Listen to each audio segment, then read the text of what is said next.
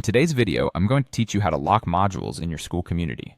Whether you're managing a community for a classroom, a course, or any other group, Skool provides a streamlined way to manage and control access to your content. So let's dive into it and go through the process step by step. First things first, you'll need to log into your Skool account. This is your dashboard for managing all your communities, so make sure you have your credentials handy. Once you're logged in, the next step is to open the specific community that you manage.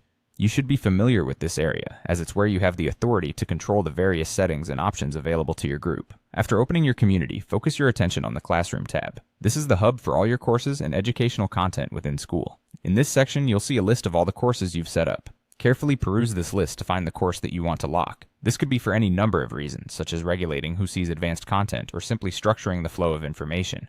Once you locate the desired course, you'll notice a three-dot menu, often referred to as an options menu, next to it. Clicking on this will open up additional settings that are available for this course.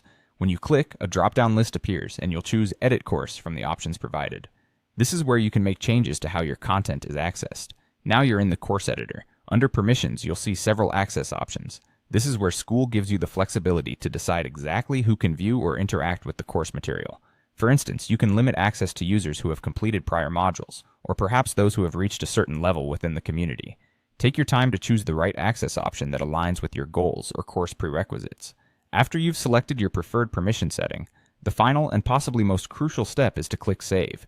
This ensures that all the changes you've made are promptly implemented and that your course is now securely locked according to your specifications. So there you have it, a straightforward process to lock modules in your Skool community.